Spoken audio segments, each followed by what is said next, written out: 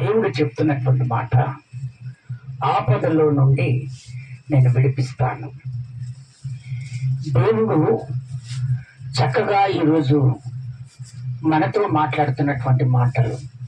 ఆపదలు అనేకమైనటువంటి వస్తాయి, కానీ వాటిని విడిపించాలంటే ఎవరి తరము కాదు. ఆ ఆపదల నుండి విడిపించాలంటే మన ప్రభువైన యేసయ్య తప్ప ఇంకా ఎవరి నుంచి కాదు. ఒక్కసారి చేతులెత్తి స్తోత్రాలు చెప్తారా? ఒక్కసారి స్తోత్రాలు చెప్తారా? చదవండి దేవుని వాక్యంలోనికి మనం వెళ్దాము. కీర్తనల పుస్తకము 107వ కీర్తన 6వ వచనం. ఒక్కరు చదవండి, తొందరపడకుండా చక్కగా నీట్గా చదవండి. కీర్తనల పుస్తకం 107వ కీర్తన 6వ వచనం. చదువు నాన్న. వారు కష్టకాలమందు యెహోవాకు మొరపెట్టిరి. ఆయన వారి ఆపదల నుండి వారిని విడిపించెను. చేతులెత్తి స్తోత్రాలు చెప్తారా గట్టిగా? దేవుడు అక్కడ చెప్తున్నటువంటి మాట, అక్కడ ఉన్నటువంటి భక్తులు వాళ్ళకు కష్టం వచ్చినప్పుడు ఆ కష్టంలో నుంచి దేవుడు ఆయన విడిపించాడంట. ఆ కష్టం వచ్చినప్పుడు మనము ఏం చేస్తామంటే ఈ కష్టాన్ని ఇతర వాళ్ళకు మనం పంచుతాం. కానీ ఆ కష్టకాలంలో వాళ్ళు ఎవరికి మొరపెట్టారు? వాళ్ళు యెహోవాకు మొరపెట్టారు. ఆ యెహోవాకు మొరపెట్టడం ద్వారా ఆ కష్టకాలంలో నుంచి దేవుడు విడిపించాడు. దేవుని బిడ్డలారా, ఇప్పుడు ఇంట్లో నెమ్మది లేకున్నా కూడా కష్టమే, బాధలలో ఉన్నా కష్టమే, అప్పులలో ఉన్నా కష్టమే. వింటున్నావా? ఇంట్లో ఎవరు చెప్పినా కూడా వినకుండా కూడా అది కష్టమే. భర్త చెప్పుతుంటే ఒక దిక్కు తిరుగుతారు, భార్య చెప్తుంటే ఒక దిక్కు తిరుగుతారు, పిల్లలు ఒక దిక్కు తిరుగుతారు, పెద్దలు ఒక దిక్కు తిరుగుతారు. వద్దయ్య తాగుడంటే ఆపరు, వద్దయ్య సిగరెట్ అయితే ఆపరు. ప్రతి విషయాలలో ఇంట్లో ఉన్నటువంటి యజమానునికి, అది ఆడ మనుషులైనా మగ మనుషులైనా, ఇంటిని పోషించే వాళ్ళు ఎవరైనా ఉంటారో, ఇంటిని చక్కదిద్దే వాళ్ళు ఎవరైతే మేనేజర్ గా ఉంటారో వాళ్ళకు అన్ని కష్టాలే వచ్చేస్తాయి. స్తోత్రం చెప్తారా? ఒకసారి గట్టిగా, ఇంకొకసారి గట్టిగా చెప్తారా? అయితే అక్కడ దేవుడు చెప్తున్నటువంటి మాట ఏంటంటే, ఈ కష్టకాలము మీకు వచ్చినప్పుడు మీరు నాకు మొరపెట్టాలని దేవుడు చెప్తున్నాడు. మీరు ఎవరికి చెప్పద్దు. ఇంకోటి ఏంటంటే, ఎక్కువ ఒరలొద్దు. కొంతమంది ఏం చేస్తారంటే చెప్తే వినలేదని దేవుడు నమ్ముకున్నటువంటి బిడ్డలు బజాట్లో పడతారు, నోరు పారేసుకుంటారు. వింటున్నారా దేవుని బిడ్డలారా? నోరు పారేసుకోకూడదు. దేవుడు చెప్తున్నటువంటి మాట, ఎంత కష్టం వచ్చినా నీకు మాత్రము నువ్వు నాకు మొరపెట్టుము, నీకు ఖచ్చితంగా ఆ మొరను ఆలకించి ఏంటిదో నీ సమస్య, ఆ సమస్య నుంచి నేను ఖచ్చితంగా విడిపిస్తానని దేవుడు చెప్తున్నాడు. ఇప్పుడు ఏ సమస్యతో తెచ్చావు నువ్వు? నా దేవుడు మాట్లాడుతున్నాడు. ఆ సమస్యను నేను ఇప్పుడు విడిపిస్తున్నాను. ఇక ఆ సమస్య నీ దగ్గరికి రాదిగా. అందుకనే దేవుడు చెప్తున్నాడు, ఆ సమస్యను నేను విడిపించాను. ఎందుకు విడిపించానంటే, నీవు నాకు మొరపెడతానని ఒప్పుకున్నావు గనక, ఒక తీర్మానంలోనికి వచ్చావు గనక, నేను చెప్తున్న మాటను, ఆ మాటను అంగీకరించినావు గనక, ఆ మాటను అంగీకరించి నా హృదయంలో ఆ మాటను స్థిరపరచుకుంటాను, ఆ మాట అనుసారంగా నేను నడుచుకుంటానని నువ్వు తీర్మానం చేసుకుంటున్నావు వాక్యం ద్వారా. అందుకనే ఆ ఆపదలు, ఆ కష్టాలు ఏమున్నా కూడా ఆ కష్టాల నుంచి నేను విడిపిస్తానని దేవుడు చెప్తున్నాడు.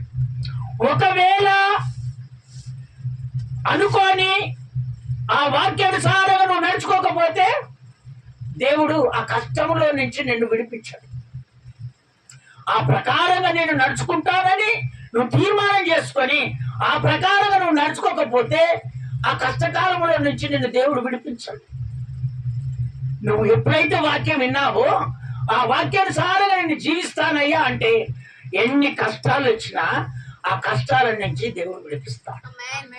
చూడండి, కొంతమందికి భర్త కావాలని బాధ, కొంతమందికి తండ్రి చెబితే వినట్లేదని తండ్రి కావాలని బాధ, పిల్లలు చెబితే వినట్లేదని పిల్లలు వినాలని ఇదొక బాధ. ఇవన్నీ కలిగి ఉంటాయి కనుక ఇవన్నీ మళ్ళీ ఎక్కడ నువ్వు మొరపెట్టాలంటే మళ్ళీ దేవుని మందిరంలో మొరపెట్టాలి. దేవుని మందిరములోనే మొరపెడితే నీ ఖచ్చితంగా దేవుడు నీకు విడిపిస్తాడు, ఖచ్చితంగా విడిపిస్తాడు. నీవు అనుకున్నటువంటి ఏదైతే కావాలని దేవుని ఎదుట నువ్వు మొరపెడుతున్నావో నా దేవుడు ఎప్పటికీ మర్చిపోడు. ఆయన ఖచ్చితంగా విడిపిస్తాను అంటే ఆయన ఖచ్చితంగా విడిపిస్తాడు. స్తోత్రం చెప్తారా ఒకసారి గట్టిగా? మనం మొట్టమొదట కష్టకాలం మందు యెహోవాకు మొరపెట్టాలి. కష్టకాలం మందు మనం ఏం చేయాలి? యెహోవాకు మొరపెట్టాలి. చదవండి, 2వ దీన వృత్తాంతాల పుస్తకము 6వ అధ్యాయము 29వ వచనం. 6వ అధ్యాయము 29వ వచనము 2వ దీన వృత్తాంతాల పుస్తకం. ఎవడైనను ఇశ్రాయేలులకు ఈ జనులందరూ కలిసి అయినను నొప్పి గాని కష్టము గాని అనుభవించుచు ఈ మందిరము తట్టు చేతులు చాపి చేయు విన్నపములన్నీయు ప్రార్థనలన్నీయు నివాస స్థలమైన ఆకాశము నుండి నీవు ఆలకించి క్షమించి దేవుడు చెప్తున్నాడు. ఏమని చెప్తున్నాడంటే, అయ్యా ఒక భక్తుడు, ఒక సేవకుడు దేవుని మందిరాన్ని కట్టించాడు. స్తోత్రం చెప్తారా ఒకసారి గట్టిగా? దేవుని మందిరాన్ని కట్టించాడు. ఎందుకంటే తండ్రి ఆయములో మందిరము లేదు. అయితే తండ్రి ఏమనుకున్నాడంటే, నా ఆయములోనే నేను మందిరం కట్టి నా ప్రజలను ఆ మందిరములో ఉంచి నేను దేవుని దగ్గర మేలు పొందుకోవాలి, మెప్పు పొందుకోవాలని ఆశపడ్డాడు. ఎవరు? తండ్రి. అయితే తండ్రి అన్ని దేవుడు అడిగినదల్లా అన్ని దేవుడు సకలం ఇచ్చాడు. కానీ దేవుని దగ్గర ఒకటి అడిగాడు. ఏమని అడిగాడంటే, అయ్యా ఈ ప్రజల కొరకు మీ కొరకు అయ్యా ఒక మందిరం కడతాను అన్నాడు. ఏమన్నాడు? ఒక మందిరము కడతాను అన్నాడు. అయితే దేవుడు ఆకాశము నుంచి ఏమన్నాడో తెలుసా? ఆకాశము నుంచి దేవుడు ఏమన్నాడంటే, అయ్యా నీకు అన్ని ఇచ్చాను, కానీ నువ్వు యుద్ధానికి వెళ్ళినప్పుడు నేను జయించాలని నువ్వు కోరుకున్నావు, నువ్వు జయించినట్టుగా నేను చేశాను, కానీ ఈ మందిరం మాత్రం నువ్వు కట్టకూడదు. చేతులు ఎత్తి స్తోత్రాలు చెప్తారా ఒకసారి గట్టిగా? ఇంకొకసారి గట్టిగా చెప్పారా? అయ్యా నేను మందిరం మీద ఆశపడ్డానయ్యా, మందిరం కట్టాలని నేను ఆశతో ఉన్నానయ్యా అంటే నా మందిరము నువ్వు కట్టకూడదు, నా మందిరము నువ్వు కట్టకూడదు. ఎందుకు నువ్వు నా మందిరం కట్టకూడదు అంటే, నువ్వు యుద్ధాలు చేసావు గనక, రక్తాన్ని చిందించావు గనక, మనుషులను చంపావు గనక, మనుషులను మోసం చేసావు గనక ఈ మందిరము నువ్వు కట్టకూడదు.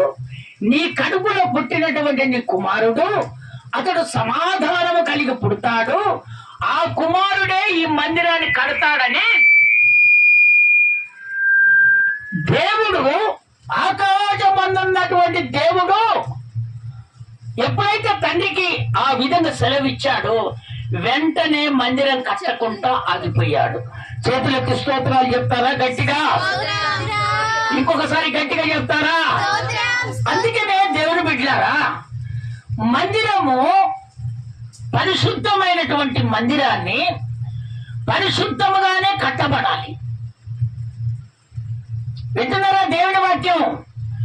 పరిశుద్ధమైనటువంటి మందిరాన్ని పరిశుద్ధముగానే కట్టాలి. కానీ పరిశుద్ధత లేకుండా మందిరాన్ని కడితే ఆ మందిరములో దేవుడు ఉండనని దేవుడు సెలవిస్తున్నాడు. స్తోత్రం చెప్తారా ఒకసారి గట్టిగా? మనుషుల ప్రాయము వేరు, దేవుని ఆలోచన వేరు.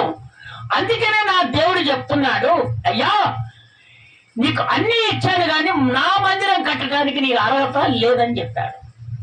నీ కడుపులో పుట్టినటువంటి నీ కుమారుడు మాత్రమే ఆ మందిరం కట్టగలుగుతాడు. నువ్వెంత ప్రయత్నం చేసినా కూడా, నువ్వెంత చేసి నువ్వు మందిరం కట్టినా కూడా ఆ మందిరంలో ఏ జనాలు కూడా ఉండరు అని చెప్తాడు. స్తోత్రం చెప్తారా ఒకసారి గట్టిగా? కొంతమంది ఏం చేస్తారంటే ఆ సమయం వచ్చినప్పుడు కూడా దేవుడు చెప్పినా కూడా వినరు. కొంతమంది ఏం చేస్తారంటే ఆ దేవుడు చెప్పిన అమ్మా ఇది వద్దు, అయ్యా ఇది వద్దు అన్నా కూడా వాళ్ళు ఏం చేస్తారంటే వాళ్ళలో పలుకుబడి ఉంటది కనుక, వాళ్ళలో అన్ని ఆలోచనలు ఉంటాయి కనుక, నేను ఏది చెప్పితే అది వేదం కనుక ఆ ఆలోచన పట్టుకొని వీళ్ళు ఏం చేస్తారంటే దేవునికి వ్యతిరేకంగా పనులు చేస్తారు. స్తోత్రం చెప్తారా ఒకసారి గట్టిగా? ఇంకొకసారి గట్టిగా చెప్తారా? అందుకనే దేవుని బిడ్డలారా, దేవునికి వ్యతిరేకంగా చేసినటువంటి వాడు ఈ ప్రపంచంలో ఒక్కరు కూడా నిలవలేదు. ఈ ప్రపంచంలోనే ఒక్కరు కూడా నిలవలేదు. దేవునికి వ్యతిరేకంగా చేసినటువంటి వారు ఒక్కరు కూడా నిలవలేదు. ఎందుకు నిలవలేదంటే దేవుడు ఏదైతే చెబుతాడో అదే పని చేయాలి. నీకు ఏ పని అప్పగించాడో ఆ పనిని మాత్రమే నువ్వు చేయగలగాలి. దేవుడు చెప్పనది దాంట్లోనికి ఎంటర్కు కాకూడదు. చేతులెత్తి స్తోత్రాలు చెప్తారా గట్టిగా? అందుకే దేవుడు బిడ్డలారా, కొన్ని ఆ సమస్యలు ఎదురైనప్పుడు మనకు జరగనటువంటి పని మీద మనం ఆశపడితే అది వ్యర్థమైనటువంటి పని, దేవునికి ఇష్టం కానిది. నువ్వు కన్నీరు గాచి ప్రార్థన చేసినప్పుడు అది జరగకపోతే నువ్వు బాధపడతావా పడవా? అక్కర్లేంది నువ్వు ప్రార్థన చేయకూడదు. అక్కడ ఉన్న వాటి కొరానికే నువ్వు ప్రార్థన చేస్తే దేవుడు ఖచ్చితంగా జవాబు అనుగ్రహిస్తాడు. స్తోత్రం చెప్తారా ఒకసారి గట్టిగా? అయితే ఆయన ఏమో తండ్రి దావీదు, కట్టించిన ఆయన ఎవరంటే సొలొమోను. సొలొమోను అనగా సమాధానం. ఆ కడుపులో పుట్టినప్పుడే ఆయనకు సమాధానం వచ్చేసి. స్తోత్రం చెప్తారా ఒకసారి గట్టిగా? అయితే ఆయన అన్ని చేసేసి చివరికి ఒక మందిరాన్ని దేవుని అడిగాడు. అయ్యా నా తండ్రి నాకు వాగ్దానం చేసినటువంటిది ఒకటి, మందిరము కట్టమని చెప్పాడు. మందిరం కడితే ఆ మందిరములో ప్రజలందరూ ప్రార్థన చేసుకున్నప్పుడు ఆ ప్రార్థనకు ఆకాశము నుండి నీ చేతులు ఎత్తి, అయ్యా వాళ్ళు ఏదైతే మానవులయ్యా ఏదైనా పని చేస్తారయ్యా వాళ్ళను మాత్రం క్షమించమని ఆ దైవజనుడు దేవుని వేడుకుంటున్నాడు. స్తోత్రం చెప్తారా ఒకసారి గట్టిగా? ఇంకొకసారి గట్టిగా చెప్తారా? ఎప్పుడు వేడుకుంటున్నాడో తెలుసా? ఆయన మందిరం కట్టినాక. ఎంతో మంది కష్టాలతో ఉంటారయ్యా, ఎంతో మంది బాధలతో ఉంటారయ్యా. అయ్యా నీ దగ్గరికి వచ్చి నీ మందిరానికి వచ్చి ప్రార్థన చేసుకున్నప్పుడు వాళ్ళు ఏదన్నా పాపం పనులు చేశారా, ఏదన్నా నీకు వ్యతిరేకంగా చేశారా? ఈ పనులు చేసినప్పుడు ఆకాశం నుంచి నువ్వు క్షమించి వాళ్ళు ఏదైతే అడుగుతున్నారో వాళ్ళను మాత్రము ఖచ్చితంగా మేలు చేయమని దేవుని కోరుకుంటున్నాడు. స్తోత్రం చెప్తారా ఒకసారి గట్టిగా? ఇంకొకసారి గట్టిగా చెప్తారా? అందుకనే దేవుని బిడ్డారా, దేవుని ఆలోచన వేరు, మనుషుల ఆలోచన వేరు. దేవుడు ఏది చెబుతాడో అది ఖచ్చితంగా జరుగుతుంది. చెప్పనిది దేవుడు చెప్పనిది చేస్తే అది దేవునికి ఇష్టమైనటువంటిది కాదు కనుక ఎప్పటికైనా అది ఏదో ఒక రకంగా చెడిపోతుంది. దేవునికి ఇష్టం కాని పనులు చాలా మంది చేస్తారు. ఈ రోజులలో ఆశీర్వదించబడకపోవడం కారణం ఏందో తెలుసా? దేవుడు చెప్పినటువంటి పని చెయ్యక, చెప్పినటువంటి పని చేసి చాలా మంది ఖరాబ్ అయిపోతున్నారు. అందుకనే దేవుని బిడ్డలారా, దేవుడు ఎప్పుడైతే ఆపదలో నుంచి దేవుడు విడిపిస్తానని నీకు సెలవిస్తున్నాడు, ఆ ఆపద ఏదైనా సరే దేవుడు చెప్పినట్టుగా నువ్వు చేస్తే ఆ ఆపద ఖచ్చితంగా, ఆ ఆపదలో నుంచి దేవుడు ఖచ్చితంగా విడిపిస్తాడు. అది ఎక్కడ చేయాలంటే దేవుని మందిరంలో చేయాలి. దేవుని మందిరంలో చేస్తే ఖచ్చితంగా నా దేవుడు జవాబు అనుగ్రహిస్తాడు. స్తోత్రం చెప్తారా ఒకసారి గట్టిగా?